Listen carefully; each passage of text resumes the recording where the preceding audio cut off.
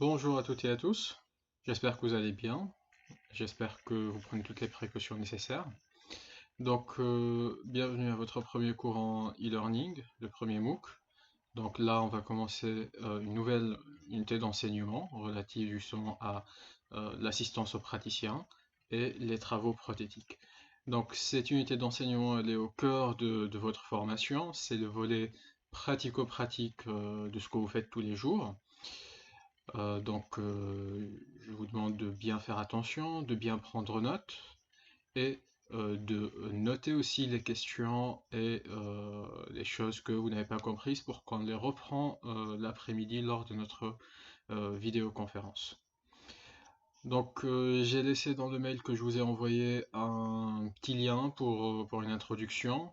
Je vous invite à voir cette petite introduction qui va vous expliquer un petit peu le contexte actuel et comment on va procéder. Alors, donc, on commence le premier chapitre de cette unité d'enseignement.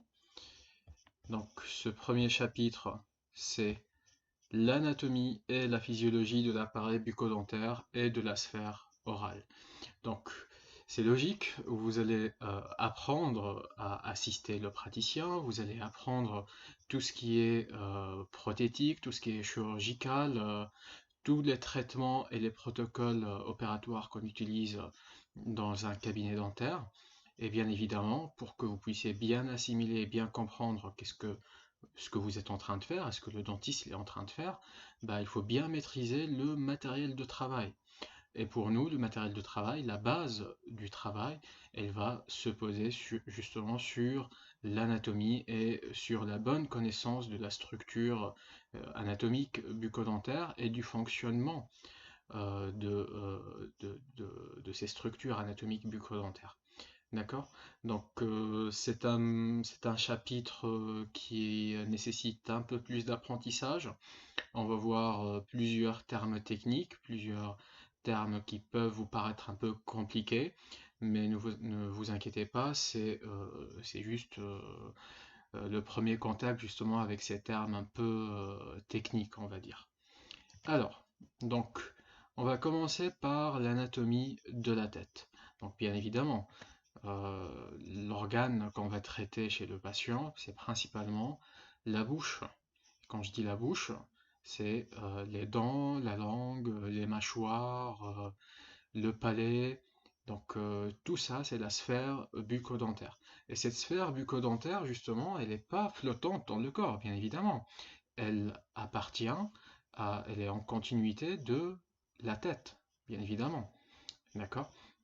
Donc, l'anatomie de la tête, comme on l'a vu précédemment, bon, brièvement, à plusieurs reprises, le squelette de la tête, il est constitué du crâne et de la face. Jusqu'à présent, rien euh, de compliqué. Donc ici, on a le crâne et on a la face. Donc l'ensemble, il fait la tête. D'accord? Non, c'est pas la personne qui fait la tête, mais vous comprenez. Donc l'ensemble, il fait la tête du patient. Alors, donc le crâne, bien évidemment, ici on voit très bien qu'il va reposer sur les vertèbres cervicales et justement le rachis cervical est la partie supérieure de la colonne vertébrale. Donc on a la colonne vertébrale qui part de la base du crâne jusqu'au bas du dos et cette colonne vertébrale elle est partagée en trois segments. D'accord? Donc on va trouver le rachis cervical, le rachis dorsal et le rachis lombaire. D'accord? Donc ce rachis cervical est justement la partie supérieure de la colonne vertébrale et il s'étend de la base du crâne au bas du cou. D'accord? Il est constitué de 7 vertèbres cervicales, dont les deux premières sont nommées l'atlas et l'axis. Donc, l'atlas et l'axis sont deux vertèbres clés justement de ce rachis cervical parce que ces deux vertèbres magiques, elles permettent justement ce mouvement de rotation de la tête sur le rachis cervical. Donc, et cet atlas et axis, ils vont former ce qu'on appelle le rachis cervical supérieur. L'ensemble se caractérise par sa très grande mobilité et par des vertèbres de petite taille en comparaison avec l'ensemble de la colonne vertébrale. Et heureusement, les vertèbres cervicales sont de petite taille. Sinon, on va avoir des coups très volumineux et on ne pourrait pas avoir justement ces mouvements de la tête. Donc, plus en détail, mais pas trop quand même, les os du crâne. Donc, le crâne, il est formé de 8 os.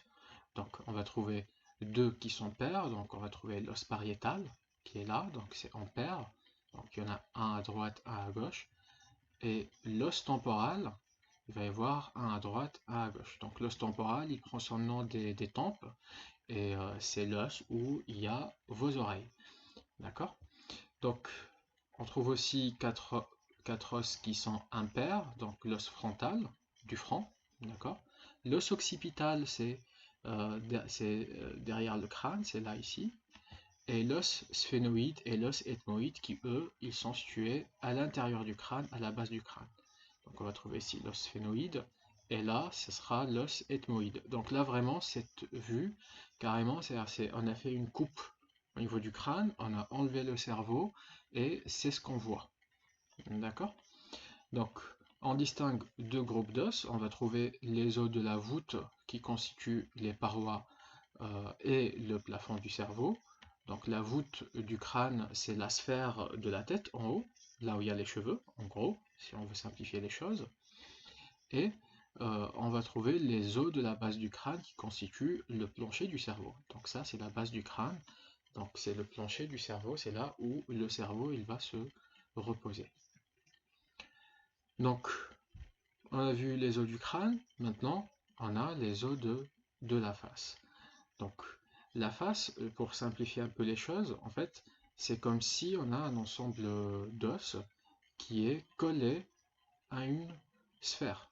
La sphère étant le crâne et la face, elle vient se coller sur ce crâne. Donc, le massif facial, il est formé de 13 os. Ces os, ils sont soudés entre eux par des articulations fibreuses appelées sutures. Donc, heureusement que les os du crâne, les os de la face, ils ne bougent pas, à l'exception de la mandibule, qui est le seul os mobile de la face. Donc, heureusement que ces os-là, ils sont suturés. Donc, bien qu'elles soient collées les unes à l'autre, bien qu'elles soient soudées, donc, on parle toujours d'articulation. D'accord? C'est des articulations qui sont fixes. Ok? Donc ces 13 os, c'est quoi? On va trouver l'os maxillaire, ce qu'on voit en jaune ici. On va trouver l'os zygomatique en rouge, c'est l'os des pommettes. Et on va trouver les os propres du nez. Donc les os propres du nez, c'est vraiment à la base du nez, entre les yeux. D'accord? À ne pas confondre avec le cartilage nasal. C'est la partie qui bouge quand on touche le nez. D'accord? Donc les os propres du nez ou l'os nasal qu'on voit ici, c'est vraiment à la base du nez. Et déjà, quand on appuie dessus, c'est de l'os, ça ne bouge pas. D'accord? Ensuite, on va trouver l'os palatin. Donc l'os palatin, il est derrière le maxillaire. Là, on ne le voit pas. On a les deux os lacrymaux. Donc l'os lacrymal, c'est ce que vous voyez en vert ici, à droite et à gauche. En fait, c'est là où les larmes sortent. C'est pour ça qu'on l'appelle l'os lacrymal. On va trouver les deux cornets nasaux. En fait, c'est à l'intérios du nez. Donc c'est deux os qui sont un petit peu enroulés en forme de turbine qui vont faciliter l'entrée de l'air à l'intérieur du nez. Et on va trouver l'os vomaire. L'os vomaire, c'est la cloison qui sépare le nez en deux narines. D'accord? Et bien évidemment, on va trouver la mandibule qui est un os impair et médian. Alors, pour résumer un petit peu, pour revoir un petit peu les os de la tête, qu'est-ce qu'on va trouver? Donc là, devant, on a l'os frontal, là c'est le front. En vert, c'est l'os temporal, donc c'est là où il y a l'oreille. Vous voyez le petit trou là dans l'os temporal? Ça c'est le méa acoustique externe, ou le méa auditif externe, c'est là où on a l'oreille, d'accord? Quand vous passez un coton-tige, ça rentre dedans. Bon, faut pas trop l'enfoncer quand même.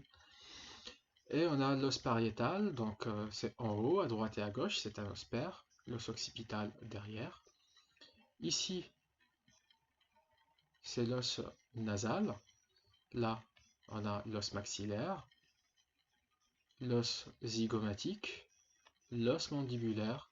Et ce qu'on voit ici en violet peut-être ou bleu foncé, bah, vous me direz après, hein. Donc ça, c'est l'os lacrymal. Ok? Donc ça, c'est à apprendre. Donc il n'y a rien à comprendre sur ça. Donc il faut juste apprendre les noms des os. D'accord? Donc dans ce schéma qu'on voit ici, donc ça représente un petit peu ces sutures osseuses. Là, on voit l'os zygomatique, l'os des pommettes. Et vous voyez ces sutures-là? Donc ça, c'est des articulations fixes. Donc là, on a l'os zygomatique et l'os maxillaire, l'os frontal, l'os pariétal, l'os phénoïde, l'os temporal. Et ça aussi, ça fait partie de l'os temporal. Donc tout ça, en fait, ce schéma, c'est juste pour vous montrer comment les os du crâne ils sont articulés entre eux. D'accord? Donc, il faut bien apprendre les noms des os. Ok? Donc, vous faites pause, vous prenez note, vous apprenez. Voilà. Donc, ensuite, donc on a parlé des os du crâne, des os de la face. Donc, on va passer maintenant à l'articulation temporomandibulaire. On a dit tout à l'heure que le seul os mobile de la face, c'est la mandibule, bien évidemment. C'est le seul os qui bouge au niveau de la face et au niveau de la tête, au niveau du crâne. D'accord?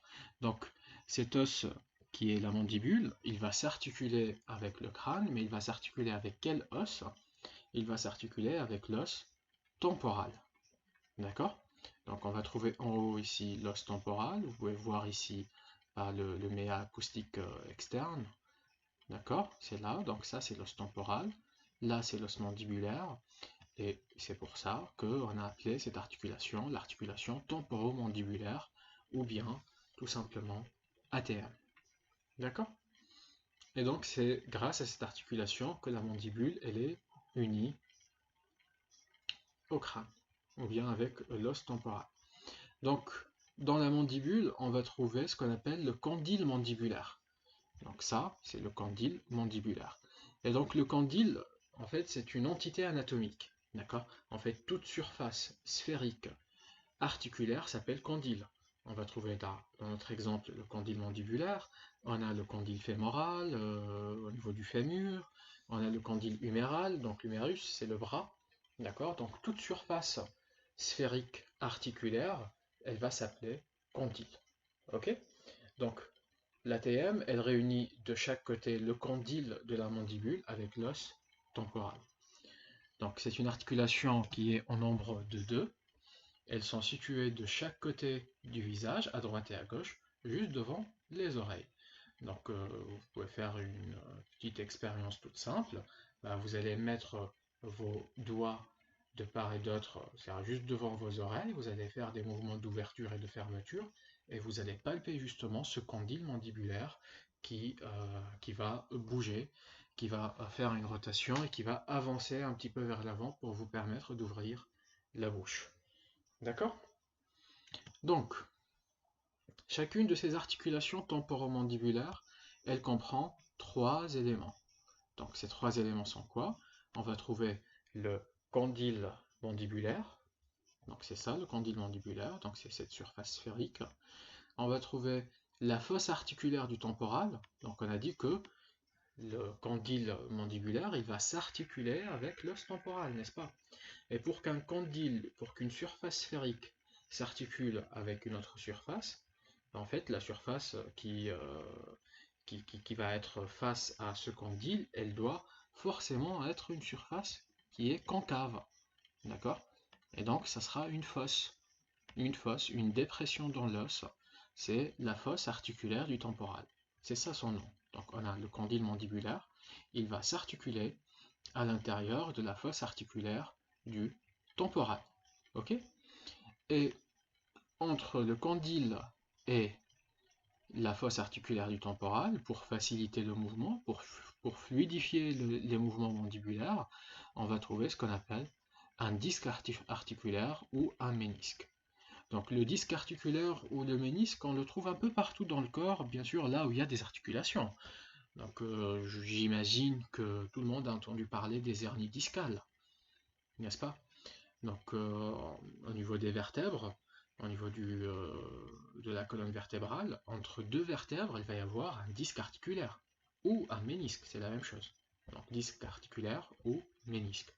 Ce disque articulaire, donc c'est un disque gélatineux, d'accord, où il y a beaucoup de fibres à l'intérieur, et le but, justement, c'est de fluidifier le mouvement et d'amortir les chocs, d'accord. Bon, il y a bien évidemment, hein, comme il y a des hernies discales au niveau de la colonne vertébrale, ces hernies discales peuvent aussi arriver au niveau de l'os, au niveau au niveau de l'articulation temporomandibulaire, d'accord. Il y a des patients qui viennent, soit ce disque il est perforé, donc il y a eu une hernie, soit il a été refoulé ou bien déchiré. Mais bon, vous inquiétez pas, ça arrive rarement chez les personnes de plus jeune âge, encore moins chez les personnes âgées, mais en tout cas ils sont plus à risque.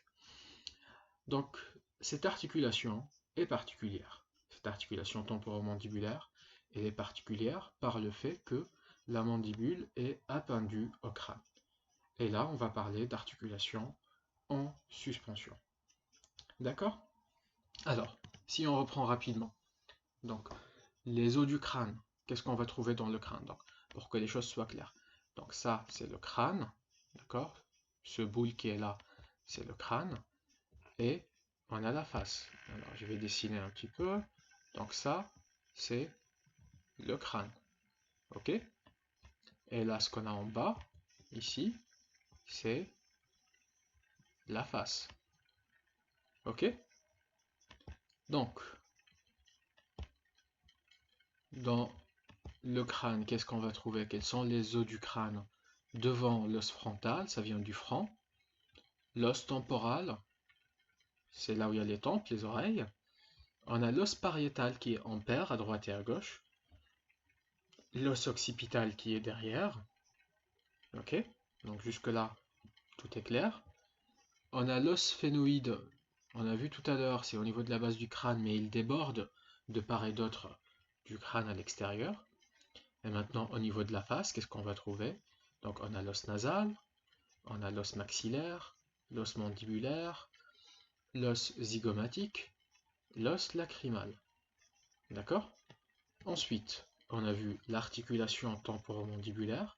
Donc cette articulation temporomandibulaire, qu'est-ce qu'on va trouver? On va trouver le condyle mandibulaire, donc qui fait partie de la mandibule. D'accord? Et hop, on va agrandir un petit peu. Donc on a le condyle mandibulaire qui fait partie de la mandibule, qui va s'articuler dans la fosse articulaire du temporal. D'accord? Et entre le condyle et la fosse articulaire, on va trouver un disque articulaire qui vient pour amortir et fluidifier les mouvements. Donc, les constituants de l'articulation temporomandibulaire, c'est le condyle mandibulaire, la fosse articulaire du temporal et le disque articulaire ou le ménisque. Ok? Cette articulation, elle est trop sollicitée et on la manipule beaucoup quand on travaille chez les patients. Je ne sais pas si ça vous est déjà arrivé ou pas, bon, pas à vous, je ne vous le souhaite pas, mais si vous l'avez vu euh, chez certains patients, en fait, il y a des patients qui vont se faire une luxation de la mandibule.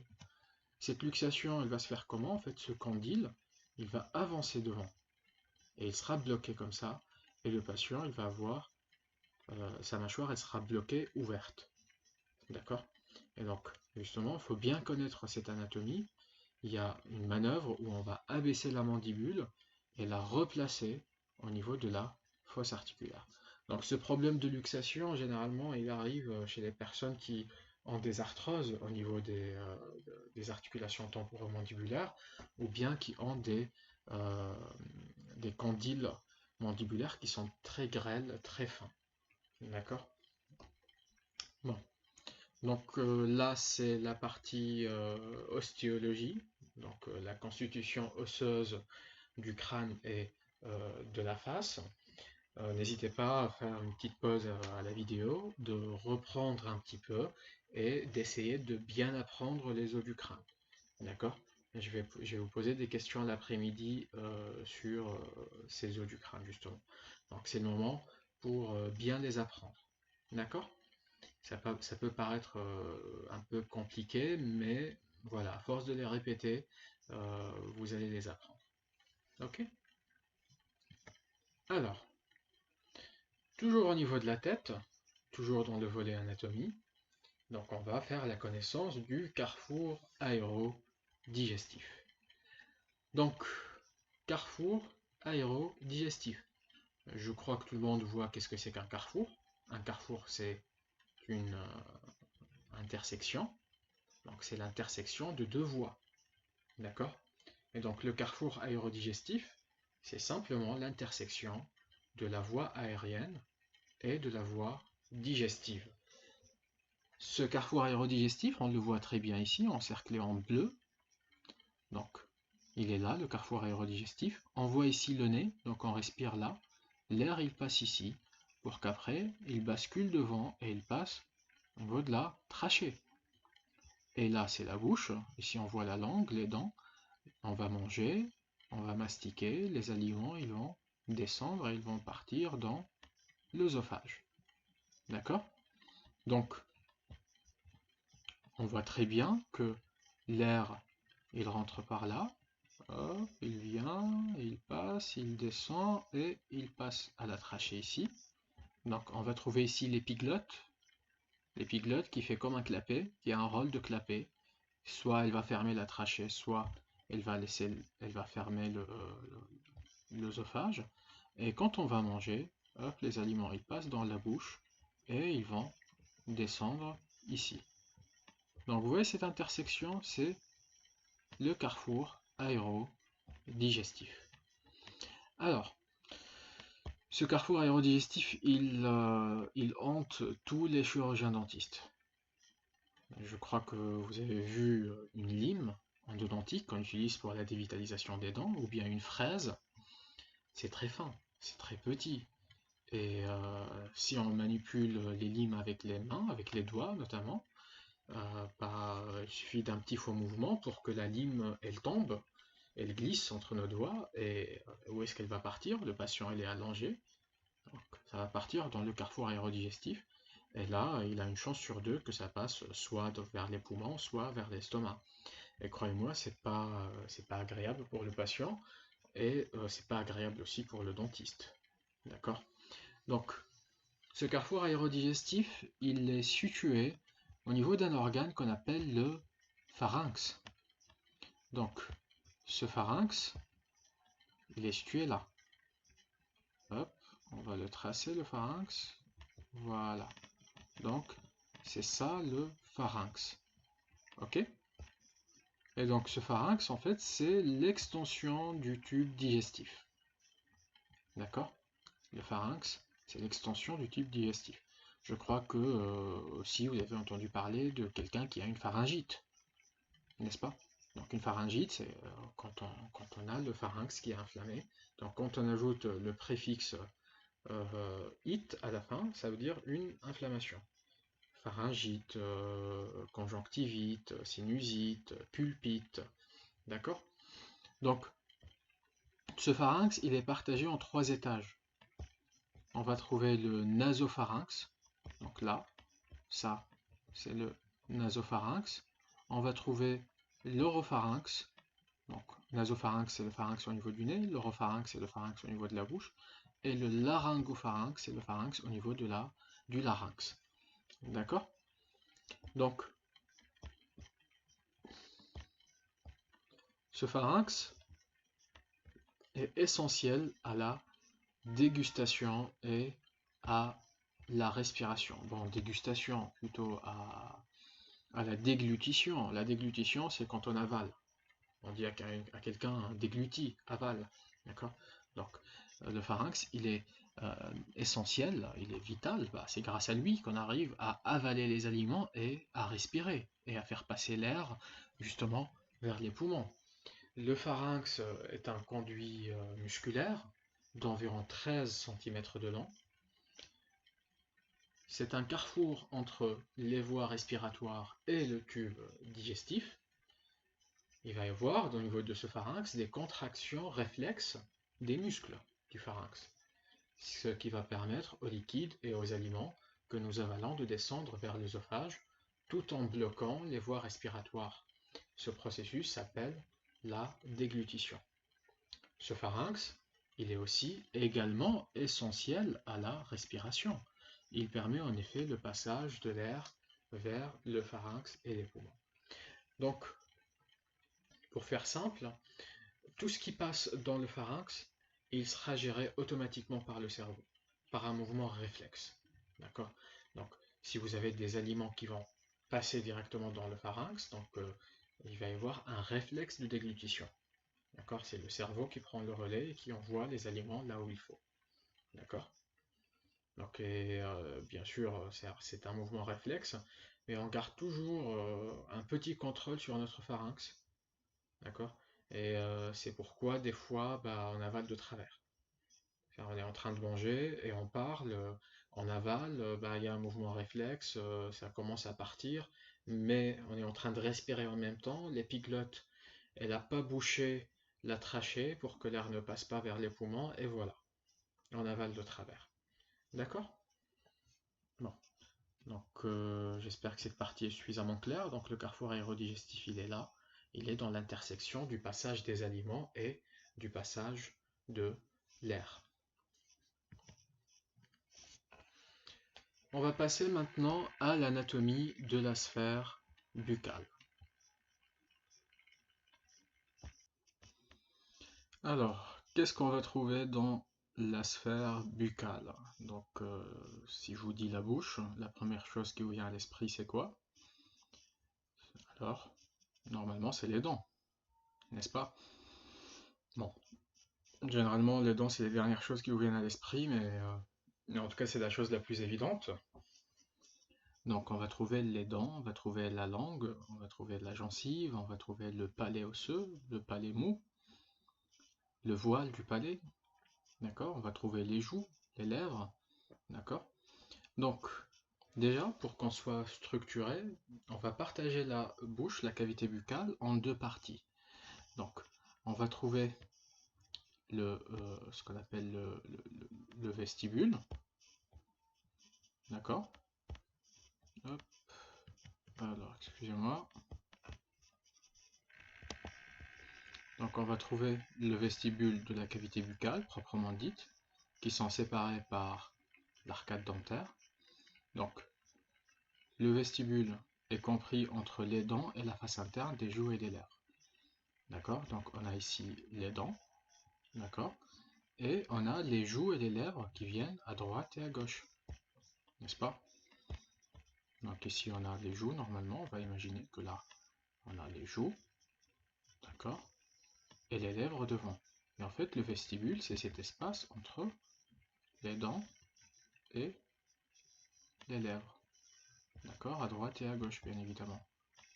Et entre les dents et les joues. D'accord? Donc ça, c'est le vestibule. Et on va trouver la cavité buccale proprement dite. Donc ça, c'est la cavité buccale proprement dite. Donc c'est ce qui est situé à l'intérieur des dents. Ok?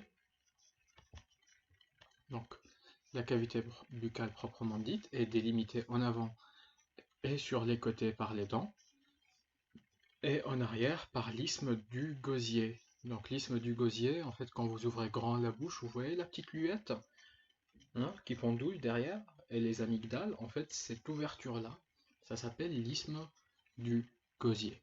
D'accord?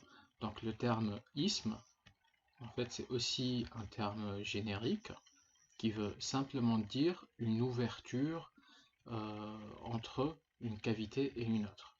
D'accord? Et cette ouverture, elle a une forme un peu atypique, on va dire, hein. C'est pas cylindrique, c'est pas triangulaire, mais c'est vraiment, voilà, une ouverture un peu, on va dire, bizarre. Bon. Ok? Donc, on a le vestibule entre les dents et les lèvres et les joues, et on a la cavité buccale proprement dite, qui est situé à l'intérieur des dents. Quand vous fermez la bouche, vous fermez les dents, d'accord? En fait, l'espace qui est à l'intérieur, ça c'est la cavité buccale proprement dite. D'accord? Donc, les limites de la cavité buccale sont, donc là ici on a la cavité buccale, voilà, ça c'est la bouche, la cavité buccale proprement dite. Donc en haut, quand vous fermez les dents, quand vous fermez la bouche, à l'intérieur des dents, en haut, qu'est-ce qu'on va trouver? On va trouver le palais, d'accord? Donc ça c'est le palais. Devant on va trouver le palais dur, ok, ou le palais osseux. Et derrière on va trouver le voile du palais. Donc le voile du palais c'est un voile proprement dit qui vient terminer la cavité buccale en haut. D'accord? Généralement, c'est le premier qui va s'inflammer dans le cas d'une petite angine, par exemple. Ok? Donc en haut, on va trouver le palais osseux et le palais membraneux ou le voile du palais. En bas, au niveau de la cavité buccale, en bas, qu'est-ce qu'on va trouver? On va trouver la langue et on va trouver le plancher buccal. D'accord? Donc on a ici la langue, ça c'est le frein lingual, et on a le plancher buccal. Et dans le plancher buccal, qu'est-ce qu'on va trouver? On va trouver les glandes salivaires. Je ne sais pas si vous avez eu l'expérience avec vos patients quand vous êtes en train d'assister votre praticien. Le patient, il ouvre la bouche, il met la langue en haut, et vous voyez un petit jet de salive qui saute de la bouche du patient. Ce jet de salive, il vient justement grâce aux canaux excréteurs des glandes salivaires qui sont situés de part et d'autre du frein lingual. D'accord? Et pourquoi il y a ce jet? Pour la seule et simple raison, c'est que le patient ouvre la bouche, il contracte sa langue, et quand sa langue elle est contractée, il va appuyer sur les glandes salivaires, et ça va sortir un jet de salive. Donc toujours dans la cavité buccale, donc on a dit en haut on a le palais osseux et le palais membraneux, le voile du palais. En bas on va trouver la langue et les glandes salivaires, le plancher buccal. Et devant, plutôt et latéralement à droite et à gauche, on va trouver les joues. Et en avant on va trouver les lèvres supérieures et inférieures. Ok? Vous arrivez à vous situer? Bon. En arrière, on va trouver ce fameux isthme du gosier. Donc vous voyez, ça c'est la luette, ça c'est l'ouverture, et là c'est les amygdales à droite et à gauche. Donc cet isthme du gosier, c'est le portail qui sépare justement la bouche du pharynx et du carrefour aérodigestif. Vous vous rappelez le carrefour aérodigestif? Très bien.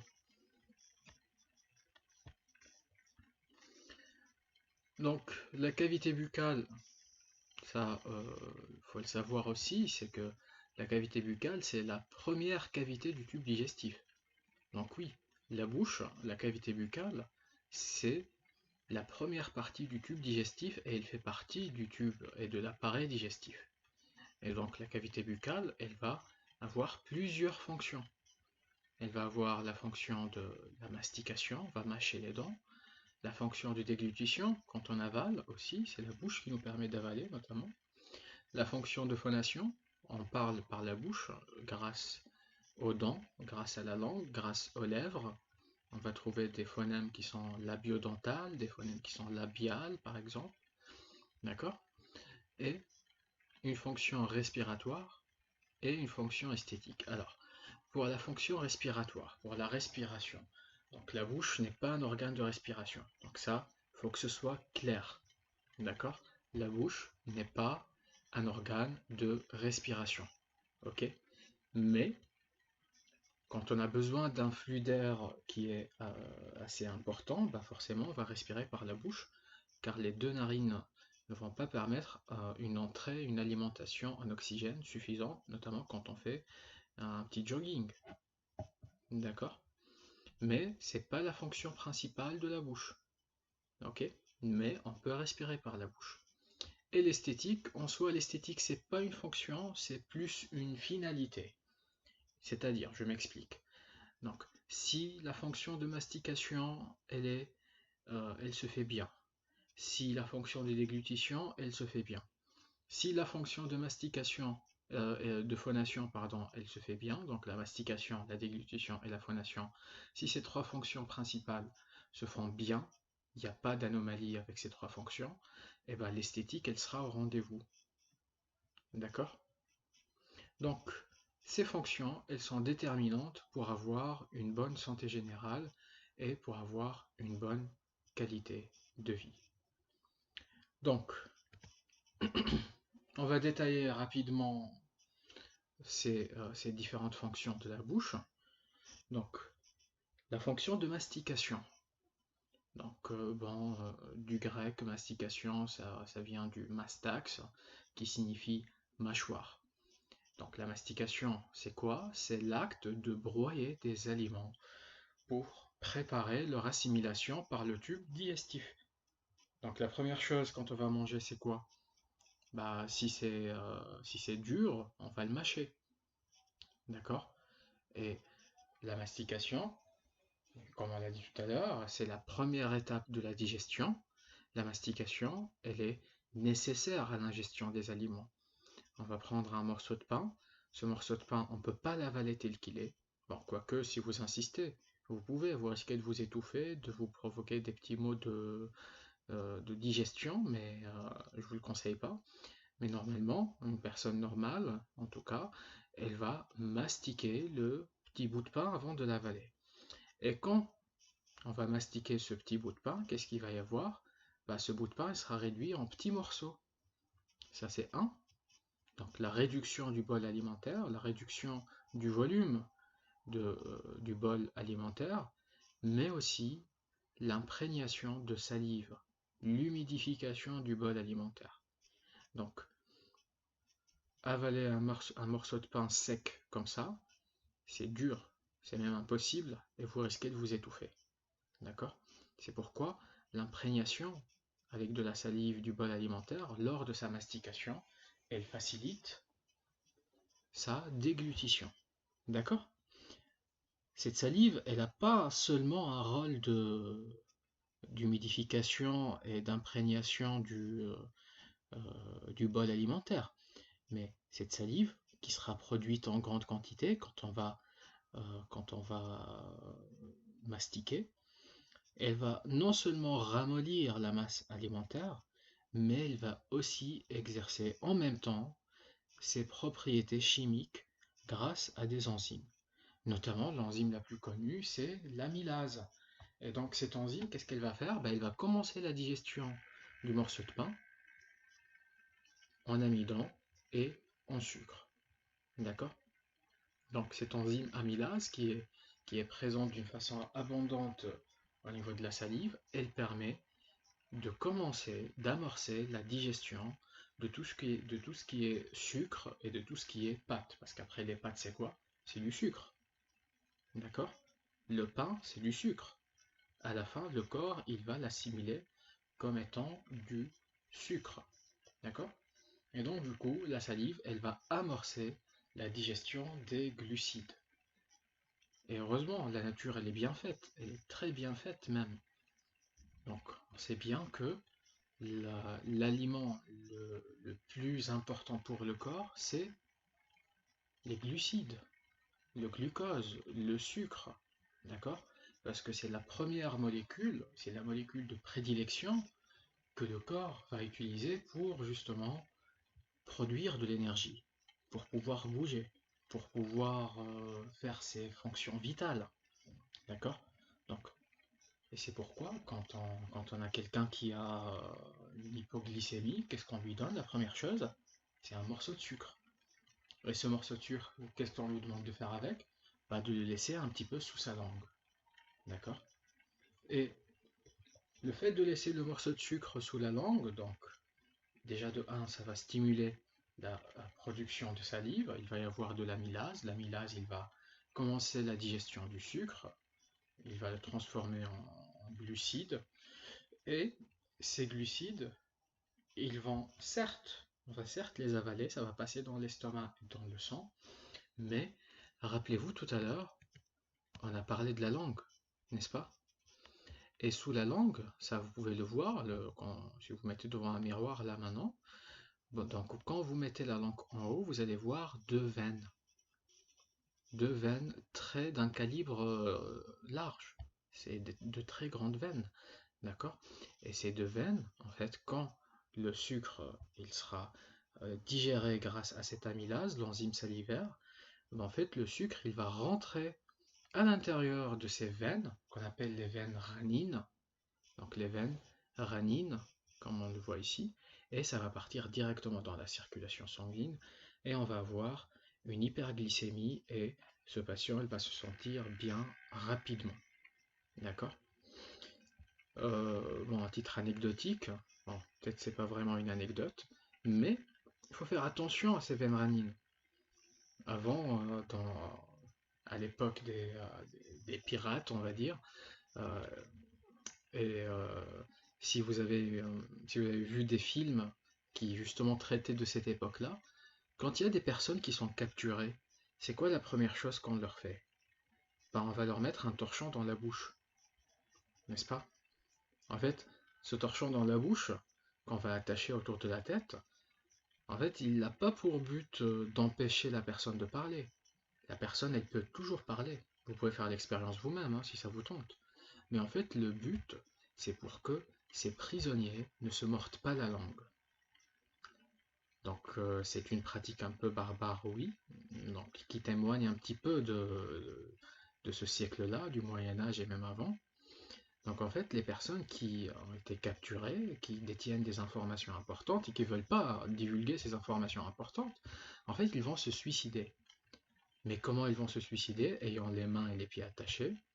Ben, en fait, ils se mordent la langue et ils se coupent justement ces veines ranines et ils vont saigner jusqu'à se vider de leur sang. D'accord? Donc la prochaine fois, quand vous tombez, essayez de ne pas vous coincer la langue entre les dents. D'accord? Bon. Donc, ça c'était la petite anecdote sur les veines ranines et sur la langue. Voilà, ça, chose faite. Bon. Donc, l'importance de la salive lors de la mastication, c'est de commencer la digestion des sucres et de ramollir le bol alimentaire pour pouvoir l'avaler. D'accord? Donc, bien sûr, on ne peut pas avaler quelque chose de sec, c'est juste impossible. Donc, j'imagine, étant petit, même maintenant, hein, pour les adultes, on est toujours tenté de prendre une petite cuillère de chocolat poudre et d'essayer de l'avaler comme ça. Et c'est pas très agréable. On va sentir rapidement que la bouche est extrêmement sèche et on ne peut pas avaler. Et on s'étouffe. Donc justement pourquoi? Parce que la salive n'a pas imprégné toute cette poudre-là. Donc du coup on va s'étouffer avec. Donc un peu d'historique, il n'y a pas de mal. Donc avant, ne disposant que d'une nourriture coriace et peu énergétique par rapport à son volume, nos ancêtres préhistoriques étaient les champions de la mastication. Effectivement, c'était les champions. Les dents qu'ils avaient étaient beaucoup plus nombreuses par rapport aux dents qu'on a maintenant. D'accord? Donc, il y a un principe naturel qui dit que c'est la fonction qui fait l'organe. Ça veut dire quoi? Ça veut dire que si la fonction de mastication, c'est la fonction qui prime, donc l'organe masticatoire, ça sera un organe très sophistiqué et très développé. D'accord? Mais aujourd'hui, le temps de la mastication, il se limite à une vingtaine de minutes seulement. Donc seulement une vingtaine de minutes par jour de mastication. Et il est probable que il diminue encore. Donc avec les prouesses de la gastronomie moderne et rapide, ben, on va finir, et ça on le voit aujourd'hui, hein, on va finir par manger des compléments alimentaires, on va finir par manger des aliments en forme de petits tubes ou bien de poudre. Et ben, cette poudre, elle existe déjà, hein, hein. Ces petits boissons, ces petites bouteilles où il y a une poudre sur laquelle on va ajouter de l'eau, on va bien secouer, on va l'avaler dans même pas 3-4 secondes. Bon, secondes pas, mais dans 2-3 minutes si on est pressé. Donc, vous voyez que le temps de mastication, il diminue. Et donc, l'utilité des dents et l'utilité de l'organe masticatoire, elle diminue aussi. Et donc, la fonction, il va diminuer et donc l'organe, il va rétrécir. D'accord? Donc actuellement, on a une nourriture qui est raffinée, qui est molle, qui est hautement énergétique, sous un faible volume, qui est déjà prédécoupé ou bien mixé, et elle fait de l'homme moderne un véritable handicapé de la mastication. Ça, c'est vrai. Et on voit les répercussions de ça dans les nouvelles générations. Vous le voyez même autour de vous. Les agénésies dentaires. Donc, les agénésies dentaires, en fait, c'est la manifestation réelle et visible de l'évolution de l'être humain. Donc, on voit très bien que, surtout pour les assistants dentaires qui travaillent avec les orthodontistes, donc on voit très bien des patients qui arrivent avec des agénésies de dents de sagesse. La génésie de dents de sagesse, elle ne nous choque pas énormément, mais c'est la manifestation réelle de cette évolution, parce que l'être humain, il s'avère qu'il n'a pas besoin de 3 molaires par cadran. On n'a pas besoin de 12 molaires. Donc, même, euh, même 8 molaires, c'est limite. On n'utilise pas vraiment tous ces molaires. Et donc, du coup, la fonction, elle fait l'organe. La fonction, elle diminue. Donc, le corps, il n'a plus besoin de ces dents de sagesse. Et par conséquent, qu'est-ce qui va se passer? Bah, ces dents de sagesse, elles vont disparaître. Et il y a de plus en plus de personnes qui n'ont plus les dents de sagesse. En fait, simplement, ils vont naître sans les dents de sagesse. D'accord? Et ceux qui ont les dents de sagesse, bah souvent, ils ont les dents de sagesse, mais ils n'ont pas l'espace qui va avec. C'est pourquoi on a de plus en plus de dents de sagesse incluses, enclavées, qui ne sortent pas, qui sont coincées à l'intérieur de la bouche. Donc, il n'y a pas que les dents de sagesse. On trouve aussi des prémolaires qui sont incluses ou enclavées, qui sont coincées à l'intérieur de l'os, qui ne sortent pas, justement parce que les mâchoires elles sont petites. Ou bien carrément des prémolaires qui sont absentes, naturellement, d'une façon congénitale. La personne, elle n'a pas ses prémolaires. D'accord? Et donc, on voit avec l'avancement et l'évolution de l'être humain que les dents diminuent en nombre. D'accord? La raison est, comme je l'ai dit, c'est la fonction qui fait l'organe. Mais il y a aussi une autre piste que les chercheurs étudient un petit peu, c'est que, c'est une information qui est très intéressante, c'est que l'origine des dents est nerveuse. Les cellules qui ont formé les dents, c'est des cellules nerveuses qui ont formé au stade fœtal le cerveau. Et donc l'évolution, elle est claire, elle est nette. Donc on a moins de dents, mais on a plus de matière grise. On a plus, le cerveau, il va augmenter de volume, il va augmenter de taille, et la bouche, elle diminue de volume. Bon, j'imagine que là maintenant, tout le monde il est en train d'imaginer E.T., là, le petit extraterrestre avec son crâne assez développé et sa petite bouche. Bah, qui sait, peut-être c'est le futur de l'être humain. Bon, après, si on va réussir à survivre d'ici là, hein. Donc, la mastication, elle débute lorsque l'enfant il a ses premières molaires de lait. Donc, un stade très, très précoce. Donc, l'enfant il a ses premières molaires de lait à l'âge de 1 an. Et c'est un signe qu'il est prêt à être sevré et à passer à une alimentation solide. Donc, l'étape, elle coïncide avec l'acquisition de la marche. La mastication et la marche participent activement au développement psychomoteur de l'enfant. Donc, à l'échelle de l'enfant, à l'échelle d'un petit bébé, le fait d'avoir des molaires, le fait de pouvoir mastiquer, le fait de pouvoir ouvrir et fermer la bouche, c'est une mécanique qui est très complexe et c'est une mécanique qui stimule euh, la croissance cérébrale de l'enfant. Et c'est pas une coïncidence que l'enfant, au même moment qu'il apprend à mastiquer, il apprend à marcher. Et bien justement parce que grâce à l'éruption de ces molaires de lait, en fait, l'enfant, il commence à avoir des notions sur l'équilibre. Il commence à avoir un développement psychomoteur qui va lui permettre justement de se lever sur ses deux pieds et de commencer à marcher.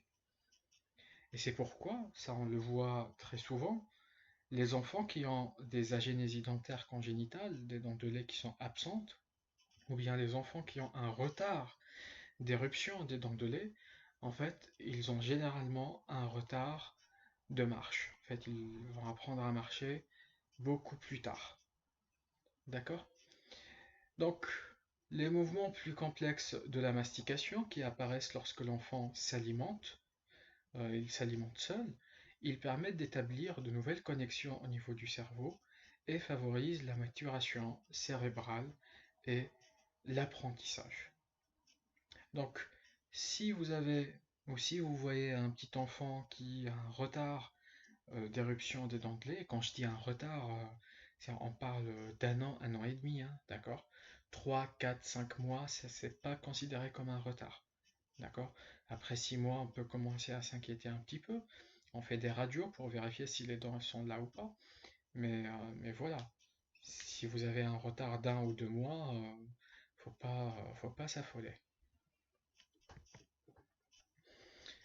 La mastication, elle fait intervenir les arcades dentaires et les maxillaires supérieurs et inférieurs. Alors, quand on dit le maxillaire supérieur et inférieur, c'est comme si je dis le maxillaire et la mandibule, hein. D'accord? Donc, par abus de langage, on dit le maxillaire supérieur et inférieur. Et déjà, vous avez forcément entendu parler, votre dentiste, d'une prothèse bimaxillaire. Donc, une prothèse bimaxillaire, c'est une prothèse maxillaire et mandibulaire. D'accord? Donc la mastication fait intervenir des arcades dentaires, les arcades dentaires, le maxillaire supérieur et inférieur, les muscles masticateurs aussi, et les articulations temporomandibulaires ou les ATM qu'on a vu tout à l'heure. Donc,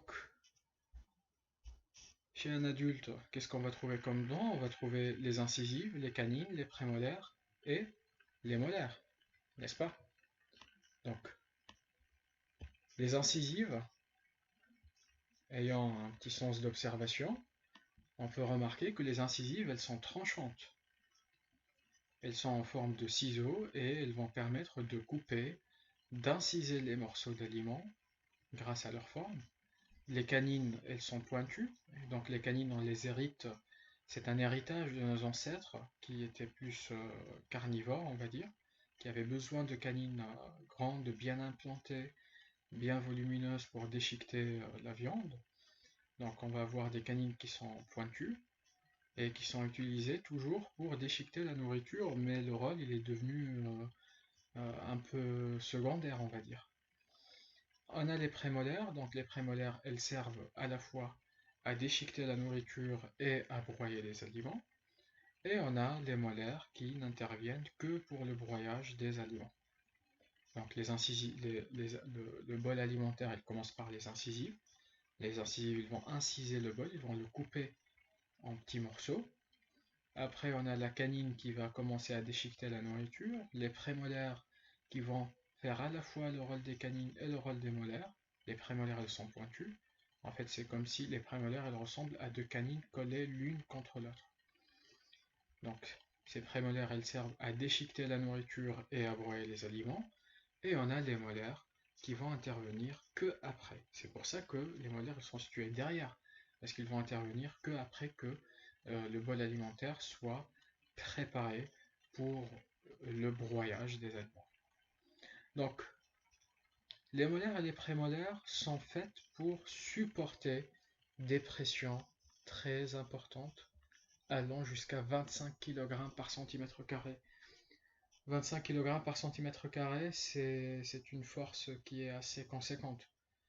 Donc imaginez que vous mettez un poids de 25 kg sur une surface d'un centimètre carré sur du parquet. Ça va le transpercer. Je vous conseille pas, il ne faut pas faire l'expérience. Donc cette pression elle diminue au cours de la mastication et au fur et à mesure que le bol alimentaire il s'amollit Bien évidemment, c'est toujours le cerveau qui contrôle le mouvement de mastication. Il y a des capteurs. Et ces capteurs, justement, ils vont détecter la dureté du bol alimentaire, ils vont détecter la pression que les dents exercent et ils vont moduler la pression nécessaire pour mastiquer. D'accord? Donc quand on a un bol alimentaire qui est très dur, donc on va appuyer fort. Quand il est ramolli, on va appuyer d'une façon faible. D'accord? Donc pendant la mastication, bien évidemment, on a la langue qui va malaxer les aliments, qui va les replacer indéfiniment entre les dents, à droite, à gauche, à l'instar des joues. Heureusement qu'on a les joues qui viennent, bien évidemment, c'est-à-dire la langue qui va déplacer les aliments à droite, et on a la joue droite qui va caler les aliments pour qu'ils se coincent entre les molaires supérieures et inférieures. Et donc la réduction mécanique du bol alimentaire, elle est assurée par des mouvements rythmiques d'ouverture et de fermeture. Et ces mouvements ils sont combinés à des mouvements de propulsion, rétropulsion et déduction de la mandibule. Alors, mouvement de propulsion, c'est quoi? Bah, c'est simplement quand vous propulsez votre mandibule vers l'avant. D'accord? Donc vous avancez la mandibule devant. La rétropulsion, c'est quand la mandibule elle recule vers l'arrière. Et la déduction, c'est quand la mandibule elle part à droite ou à gauche. D'accord? Donc, rapidement, je ne vais pas vous demander de mémoriser tous les muscles, mais ce qu'il faut savoir, au moins, le minimum, c'est de savoir qu'on a des muscles élévateurs de la mandibule et des muscles abaisseurs de la mandibule. Les muscles élévateurs de la mandibule, c'est les muscles qui vont amener la mandibule vers le haut, qui vont fermer la mâchoire. Et donc, les muscles les plus connus, c'est-à-dire les muscles les plus actifs, on va trouver le muscle temporal et le masséter. Donc, pourquoi on l'appelle muscle temporal? Pour la seule et simple raison, c'est que ce muscle il est situé au niveau de l'os temporal, au niveau des tempes. D'accord? Et on a le masséter, bah, c'est celui qui est situé au niveau de l'angle de la mandibule et l'os zygomatique. Donc ça, c'est le masséter. D'accord? Et les muscles abaisseurs de la mandibule, bah, c'est les muscles qui vont permettre d'abaisser la mandibule, d'ouvrir la bouche. D'accord? Donc on va trouver le muscle génio-hyoïdien, le mylo-hyoïdien et le muscle digastrique. D'accord? Bon. Donc les élévateurs ici, on a le muscle temporal. C'est pas la peine de retenir le détail, hein. Donc ici, on a le muscle masséter, d'accord, entre l'angle de la mandibule et l'os zygomatique, d'accord, qui va permettre d'amener la mandibule vers le haut. Des fois, quand le patient il a une infection au niveau des dents de sagesse, la dent de sagesse est située ici, hein, là où il y a mon pointeur. En fait, cette infection, elle va diffuser vers ce muscle, et ce patient, il va plus ouvrir la bouche. Il ne pourrait pas ouvrir la bouche parce que, à cause de cette infection, le muscle est contracté. D'accord? C'est pourquoi un patient qui vient avec une infection au niveau de la bouche, bah, il ne pourra pas ouvrir la bouche.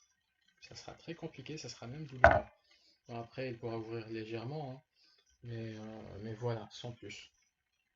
D'accord? Et on a les abaisseurs, donc ça ici on voit la mandibule. Donc pour les abaisseurs de la mandibule, donc on a un os clé qui s'appelle l'os hyoïde. Cet os hyoïde, c'est comme une petite mandibule à l'intérieur de la mandibule. Cet os hyoïde, il est suspendu. Il n'est pas articulé avec d'autres os. D'accord? Donc cet os hyoïde, il joue le rôle d'une charnière. Cette charnière, elle va servir justement à abaisser la mandibule. D'accord? Via, bien sûr, l'intermédiaire de muscles. Et on a le muscle mylohyoïdien.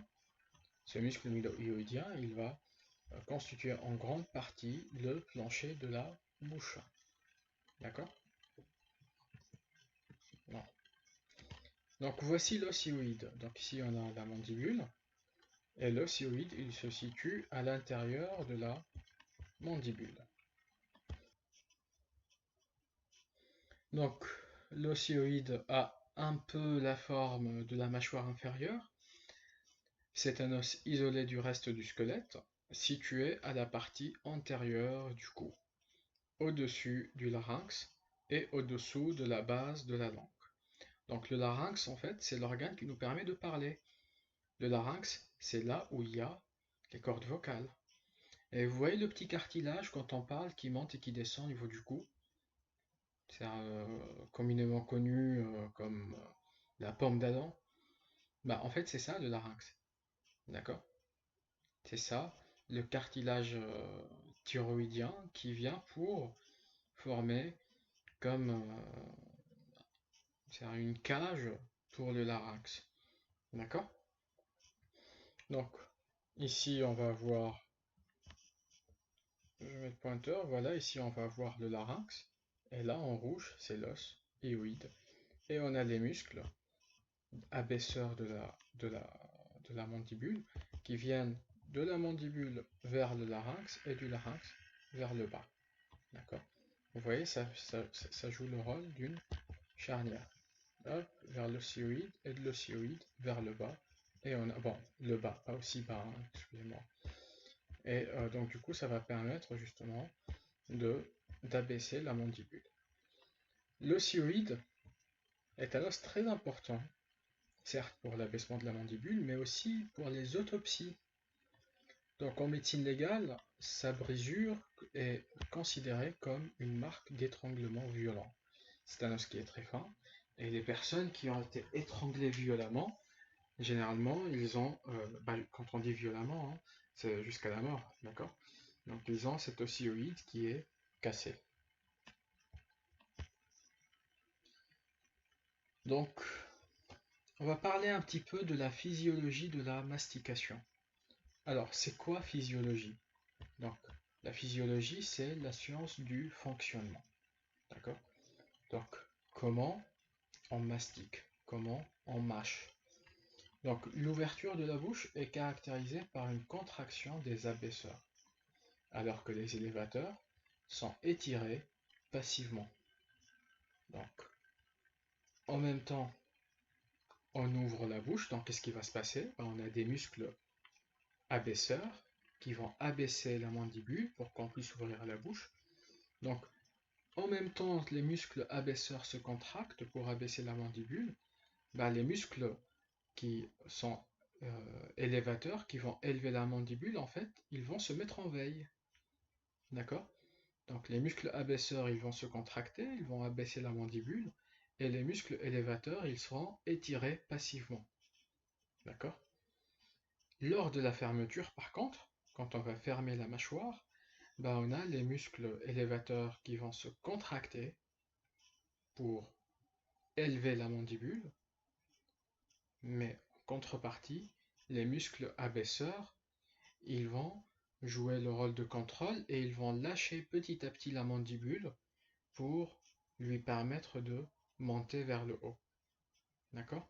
Et pourquoi à l'ouverture, on n'a que les abaisseurs qui se contractent et à la fermeture de la mâchoire, on a les abaisseurs et les élévateurs qui se contractent en même temps, certes à des intensités différentes, en fait, simplement pour protéger les dents. Ces muscles élévateurs gardent toujours une petite contraction pour que s'il y a un petit obstacle, ils se contractent et la mâchoire, elle s'abaisse rapidement. D'accord?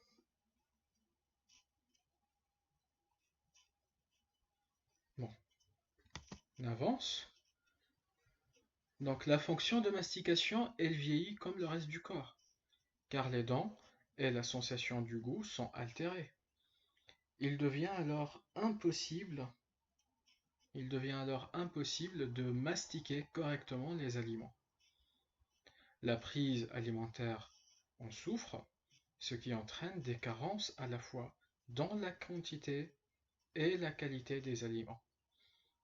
Donc les personnes âgées qui n'arrivent plus à bien mastiquer les aliments, qu'est-ce qui va se passer? Les aliments, ils ne seront pas bien broyés et ils vont partir directement dans l'estomac. ça va provoquer une activité, une acidité au niveau de l'estomac qui est supérieure, ça risque de faire des ulcères gastriques, et en plus, les aliments ne seront pas digérés complètement. Et ces personnes, ils vont finir par des carences alimentaires. Cela est particulièrement grave pour l'apport de protéines. Donc les personnes âgées ont des difficultés à mâcher la viande, qui en est la principale source. Or, les nutriments sont indispensables à l'entretien des gencives. Les suppléments alimentaires peuvent alors être conseillés pour compenser les manques de nutriments et de vitamines. C'est pourquoi les personnes qui sont édentées totaux, c'est-à-dire édentées, c'est-à-dire qui n'ont plus de dents, en fait, il faut qu'ils soient suivis chez un nutritionniste. D'accord? Déjà, la première chose, il faut rétablir leur fonction masticatoire via des prothèses dentaires. Mais après, il faut qu'ils soient bien suivis chez des nutritionnistes pour bien adapter et équilibrer leur bol alimentaire et leur ration alimentaire.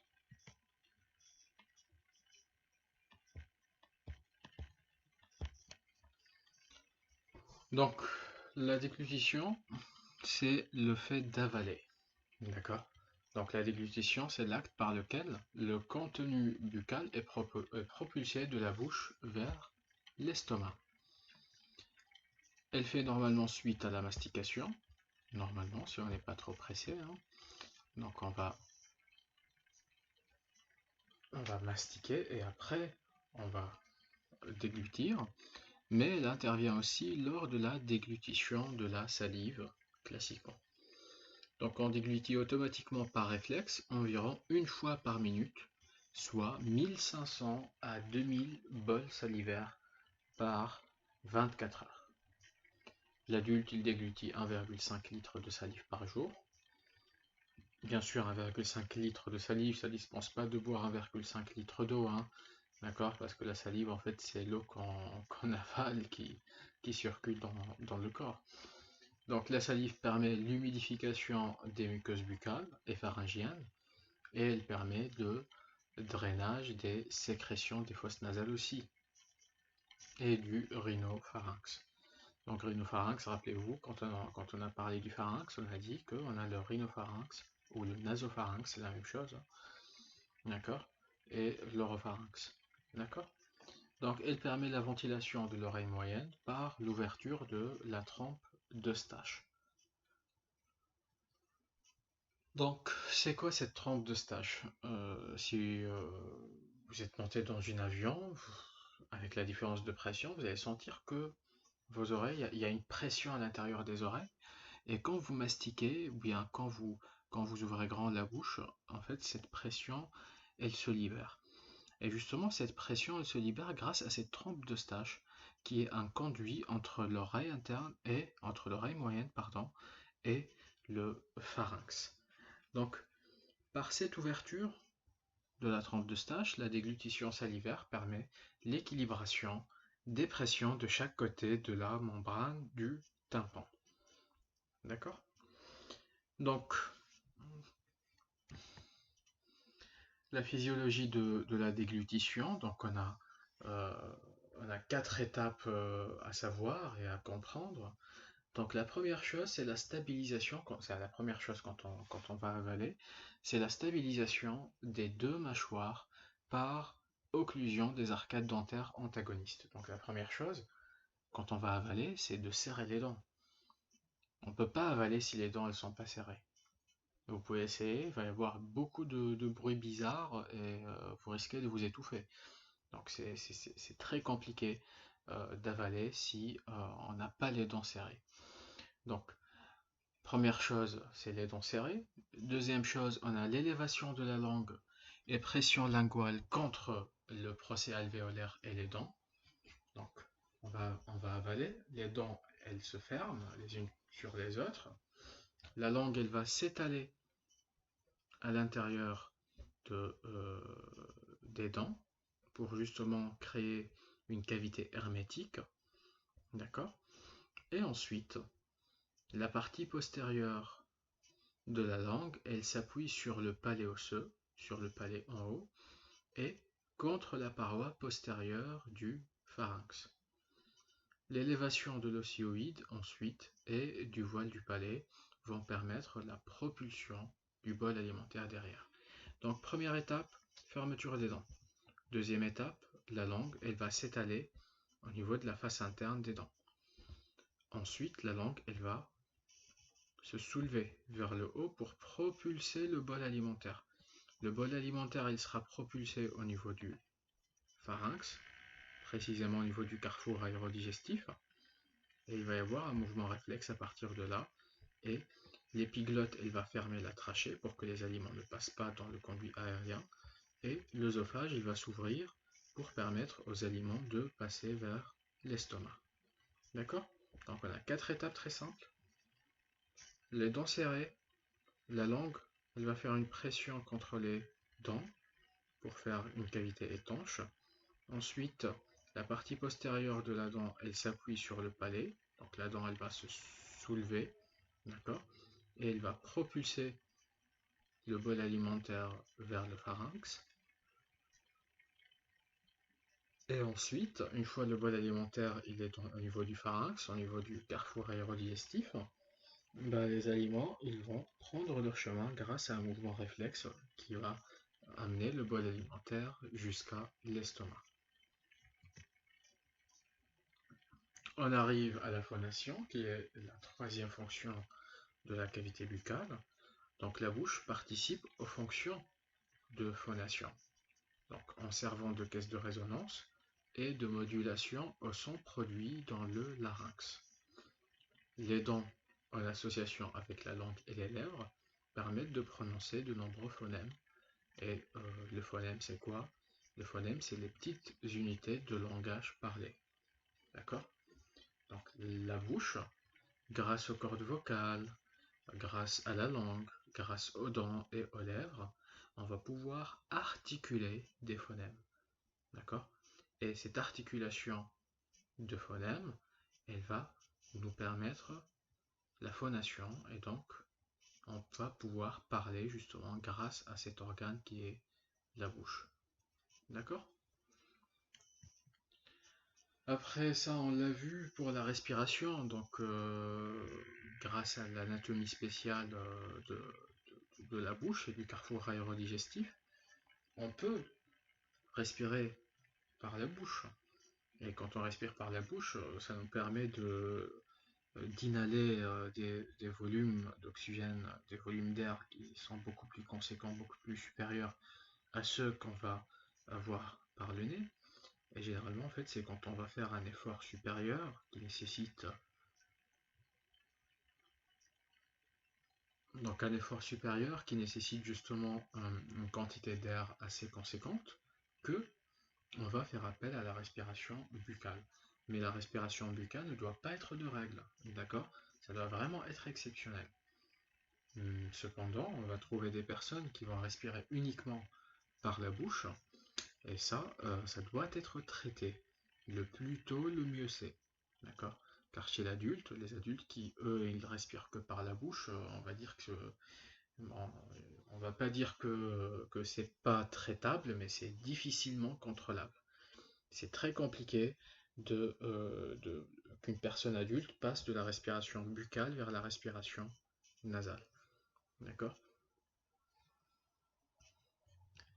Et après, on a vu la fonction esthétique que l'étage inférieur de la bouche a. Donc, l'esthétique, elle fait partie du mode de communication. Les dents soutiennent les tissus mous qui les entourent. Donc, on va trouver les lèvres, les joues, et, et évidemment, les lèvres et les joues ils vont participer au sourire. Donc, le sourire, il a une composante esthétique assez importante. C'est un moyen de communication très important pour l'être humain. Et quand elles sont absentes, les dents, du coup, on va assister à un affaissement de l'étage inférieur. L'étage inférieur, il va s'écraser. Comme on voit ici chez cette personne qui est édentée totale, qui n'a plus de dents, en fait, la mandibule, elle va s'enfoncer encore plus vers le maxillaire, et on va avoir des rides, on va avoir un étage inférieur qui est beaucoup plus vieilli. D'accord? Donc ce phénomène est accentué par la disparition de l'os alvéolaire aussi, car il faut savoir que quand la dent elle part, l'os alvéolaire il part aussi. Rappelez-vous, qu'est-ce qu'on a dit? On a dit c'est la fonction qui fait l'organe. La fonction de l'os alvéolaire, c'est de retenir les dents en place, mais une fois les dents elles sont parties, bah, l'os alvéolaire il n'a plus raison d'exister et donc il va partir avec le temps et ce qui va accentuer justement cet affaissement de l'étage inférieur de la face. Donc cet os qui est l'os alvéolaire, du coup, il existe par et pour les dents. Et ils font progressivement lorsque la stimulation mécanique disparaît. Donc, stimulation mécanique, c'est très important. C'est pour conserver cet os alvéolaire. C'est quelqu'un qui a perdu ses dents, en fait, il faut rapidement remplacer les dents par une prothèse. Et cette prothèse, elle va stimuler cet os alvéolaire. Et cet os alvéolaire, il va retrouver une fonction et il sera maintenu par le corps. D'accord? Et bien évidemment, dans la bouche, qu'est-ce qui reste? Il reste la langue. La langue qui est un organe principal, un organe très important. La langue est un organe situé dans la cavité buccale qui sert à la mastication, à la phonation et à la déglutition. Donc, la langue, c'est un acteur majeur de toutes les fonctions buccales. C'est aussi l'organe du goût et elle est très vasculaire. Donc, l'organe du goût, ça aussi c'est très important parce que quand on va goûter à des aliments sucrés, on va avoir un flux salivaire qui est beaucoup plus important. Pourquoi? Parce que quand on goûte à quelque chose de sucré, bah, le cerveau il va détecter ce goût-là et il va stimuler les glandes salivaires pour produire beaucoup plus de salive, pour avoir beaucoup plus d'enzymes salivaires. Et dans ce cas, c'est l'amylase. Qu'est-ce qu'on a dit? On a dit que l'amylase, elle va commencer de... La digestion de quoi? Des sucres. Elle va transformer les sucres en quoi? En glucides. Donc, la fonction gustative de la langue, elle va aussi moduler la fonction buccale en général. D'accord? Donc, les pressions développées par la langue sur les dents sont capables de les déplacer. Il faut savoir qu'une simple force de 10 grammes, c'est très petit 10 grammes, c'est très faible, est capable de déplacer les dents. Alors imaginez, on a une langue, la langue elle est formée de 17 muscles qui sont très toniques, qui vont appuyer d'une façon très fréquente sur les dents. Donc forcément la langue, elle va participer au déplacement dentaire. Mais si la langue, elle a un volume normal, si les dents sont dans une position normale et non pas atypique, donc les dents, ils vont rester stables là où elles sont. Parce qu'on va trouver certes les forces de la langue qui vont taper sur les dents, mais on a aussi les lèvres et les joues qui viennent pour s'opposer à cette force et pour bloquer du coup les dents dans ce qu'on appelle un couloir masticatoire, le couloir dentaire. D'accord? Et après un traitement orthodontique, la langue reste le principal facteur de récidive en orthodontie. Pourquoi? Bah, pour la seule et simple raison, c'est que les orthodontistes, en tout cas pas tous, hein, des fois ils se trouvent dans une situation où ils doivent rétrécir la bouche suite à l'extraction de prémolaires par exemple. Donc certes on va avoir des dents qui sont bien alignées, qui sont bien jolies, mais on a réduit un petit peu le volume buccal. Mais la langue, est-ce qu'on a réduit son volume? Eh ben non, on ne va pas réduire le volume de la langue. Et donc du coup la langue elle va pousser encore plus sur les dents et elle risque de les déplacer. Donc ça c'est un premier cas de figure. Le deuxième cas de figure c'est quand un patient il nécessite un orthophoniste, c'est-à-dire il prononce les phonèmes différemment, d'une façon qui n'est pas physiologique, qui n'est pas normale. Donc du coup, cette façon de prononciation, elle va déplacer les dents. C'est pourquoi les orthodontistes, normalement, ils travaillent d'une façon étroite avec les orthophonistes. D'accord? Donc au niveau de la langue, qu'est-ce qu'on va trouver? Au niveau de la langue, on a parlé de la propriété de détection de goût de la langue. Donc chez l'humain, on va trouver ce qu'on appelle les papilles gustatives. Et donc ces papilles gustatives, ils vont recouvrir la langue et ils sont responsables de la perception du goût sucré, salé, amer, umami et acide. Alors le goût umami, il a été admis récemment, au XXe siècle, comme étant l'un des goûts que la langue détermine. Et le goût umami, en fait, c'est l'harmonie euh, qu'on va obtenir entre le goût sucré, salé, amer et acide. D'accord? Bon. Les papilles vont se classer en 4 sortes. On va trouver les papilles caliciformes au nombre de 9 qui vont former le V lingual. Donc, ces papilles caliciformes, ils sont là, vous voyez. Ça forme un V lingual, d'accord, qui vont délimiter les 2 tiers antérieurs et le tiers postérieur. Donc on n'a que les 2 tiers antérieurs qui vont avoir les papilles gustatives et les papilles linguales, alors que le tiers postérieur, en fait, c'est simplement la base de la langue. D'accord? Pour les papilles linguales, c'est très important de savoir ça. On va trouver les papilles caliciformes. Donc, on vient de parler de ça. Donc, ça forme le V lingual. Si vous ouvrez bien la bouche et vous sortez bien la langue, vous arriverez à voir un V lingual grâce à ces papilles caliciformes. On va trouver aussi des papilles fongiformes qui sont disséminées un petit peu partout au niveau des 2 tiers antérieurs. Ces papilles fongiformes, ils ont la forme un petit peu de petits champignons, d'accord. On a aussi les papilles filiformes qui sont en plus grand nombre. Donc c'est comme des petits cheveux sur la langue, mais c'est de la kératine, d'accord? La kératine protectrice de la langue, d'accord? Donc ça c'est les papilles filiformes qui ne sont pas des papilles gustatives, hein, d'accord? C'est juste des papilles protectrices. Et on a les papilles foliées, c'est des papilles latérales, en fait c'est sur les bords latéraux et postérieurs de la langue, on va trouver que comme si la langue elle est hachurée un petit peu, d'accord? Et ça c'est un peu, on hérite ça, c'est de nos ancêtres, euh, les Homo sapiens, d'accord? Ces papilles foliées, elles sont beaucoup plus développées chez les animaux, d'accord? Et on peut aussi trouver des bourgeons gustatifs sur la muqueuse des joues et des gencives, oui. Et ces bourgeons gustatifs, ils sont d'autant plus présents chez les enfants et les bébés, exactement. C'est-à-dire si par exemple vous goûtez un petit potager ou de la purée ou je sais pas quoi que vous adorez, eh ben, si votre petit bébé n'aime pas, faut le croire parce que lui, il a des capacités gustatives qui sont beaucoup plus développées que les vôtres, tout simplement. D'accord? Il a des bourgeons gustatifs au niveau du palais, au niveau des joues, au niveau des lèvres, et du coup, un petit enfant ou un petit bébé, il a la capacité de déceler des goûts de façon beaucoup plus intense et beaucoup plus détaillée que nous les adultes. D'accord? Bon, ça sera tout pour la première partie de l'anatomie.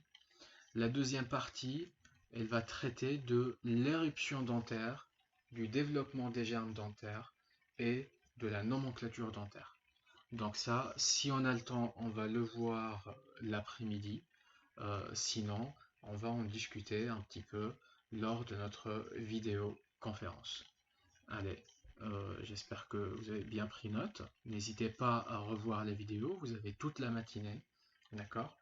Et à tout à l'heure. Préparez bien vos questions. Allez, à plus.